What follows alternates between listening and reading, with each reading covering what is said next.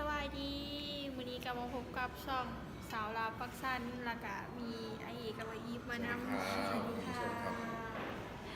วันนี้คือคาเฟ่มุ่งเล่าเหรอเลยคาเฟ่ปักสันแม่ถ้าสาวๆมาออกเนี่ยเป็นอะไรเนี่ยไอเอกเคยมาแล้วบ่ไอ้ผมเคยมาแค่เดียวไม่เคยมาเจอแหลกไปทันคิดมากกับต้องไปลิ้นไหนจะได้พามาเพราะว่าปกติก็ผมมาจากใส่หมูตะคาเฟ่ไม่ซันอยู่ปุ๊บอยู่ไกลทางกะโอ้ไม่ทางเพื่อนอ่ะทางมันนะทางบ่ดีปานเด้อทางมันก็เป็นคือทางเข้ามาแต่มันก็นักก็นักได้หนึ่งวันนี้เฮาก็สร้างเป็นชาเขียวแล้วก็โกโก้ในสาวๆคุยกันเลยให้โอกาสสาวมาห้องหามุมใหม่ดีกว่ามาเขาจะมาแง่วันอะไรกันวันแง่วันอะไรกันไปไหนกัน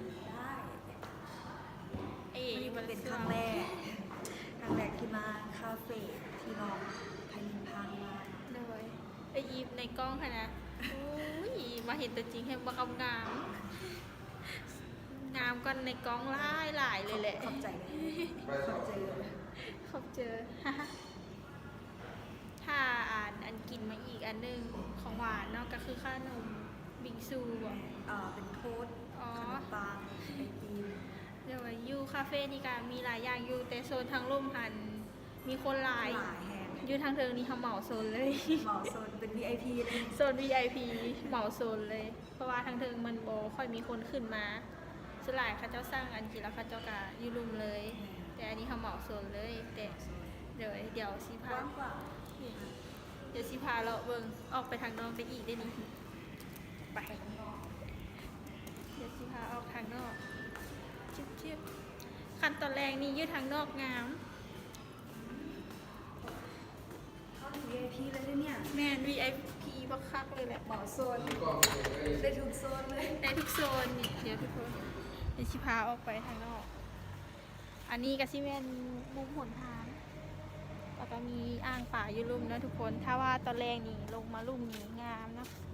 โซนทางหลังคืองามเพลงแล้วก็ลงไปด้านข้างได้อีกเลยนี่มันจะมีคันไดลงเพราะว่ามันเป็นคาเฟ่อยู่ปักซานเนาะแต่ก็เพิ่นบ่ได้จ้างก็เลยอยู่กับตลาดสี่แยกไฟแดงนี่แหละเนาะทุกคนคันถ่ายกันไปก็มาเวหาเพิ่นได้เนาะทุกคนรีวิวซื่อๆดอกแต่อาหารการกินก็แซ่บอยู่ราคากะสิค่อนข้างอันนั้นอยู่ในนึงเนาะอันนี้ก็สิแม่นโซนทางนอกคันตะแรงนี่ก็คือสีโอเคเลยแหละเนาะมันเป็นโซนทางลมกาเดี๋ยวสีเอากล้องให้เบิ่งเด้อทุกคนอันนี้ก็เป็นบรรยากาศโซนทางนอกเนาะก็สิมีบ่อปลาครับอันนี้ก็เป็นคาเฟ่เป็นมุมสูงของทางเทิงเด้อทุกคนเด้อก็สิประมาณนี้คันว่าตอนแรกนี่มานั่งเล่นก็คักอยู่นี่ทุกคนอันนี้ก็เป็นปลาครับเนาะเป็นโซนทางด้านเทิงทางด้านลุ่มกาโอเคอยู่นะเดี๋ยวพาเข้าไปเบิ่งทางในอีกเท่านึงอันนี้กับเหมาโซนเลย VIP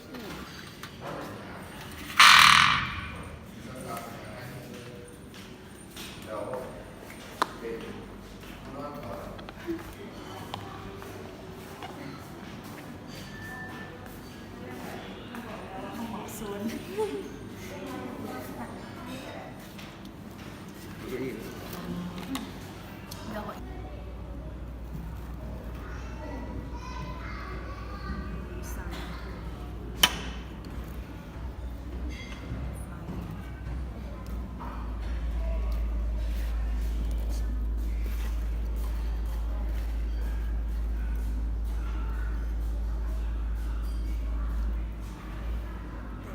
ปัญญาซิมเบิ้งวันนี้ให้น้องก่อนเรียกให้น้องก่อนเพิ่งจะเป็นไอติมก็แลบบ้านเฮา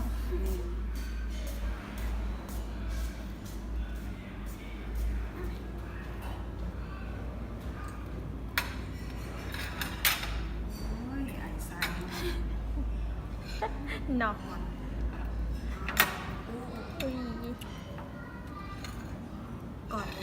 เลยขอบใจเดี๋ยวให้ตัดซีมเบิ่งก่อนมันจะเป็นยังไงว่าแตกต่างกันบ่มันแตกต่างจากไทยวันเองแมน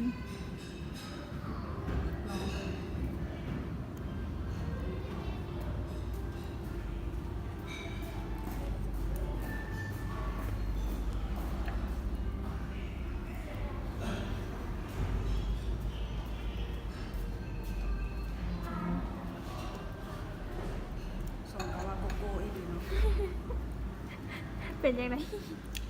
ได้อยู่ ในยู ได้อยู่ ในยูนี่มันเป็นว่าในเนาะ ได้แล้วก็เป็นครั้งแรกความได้ที่ได้มาแบบมาคาเฟ่ในประเทศลาว โดย เพราะว่ากะสิไปแต่อเมซอนอย่างเงี้ย โดย กะสิได้แบบมาคาเฟ่เพราะว่าคาเฟ่น่ะมันจะมีจุดหม่องให้ถ่ายรูปหลาย โดย แล้วก็สถานที่มันก็สิใหญ่กว่า อเมซอนแล้วมันก็ติดลิฟต์นิดเดียว โอเคเลย โอเคยูทางนั้น ทั้งนั้นบ๊ายบายแล้วโบกเดียว หลังจากที่เรากลับมาจากคาเฟ่กะได้มาส่งอายกับเอื้อยเพิ่นกลับเนาะเวลากะยับจอมอเข้ามาแล้วเอาไว้ กลับเลย โด ขอบ ย คุณน้องไพลินครับที่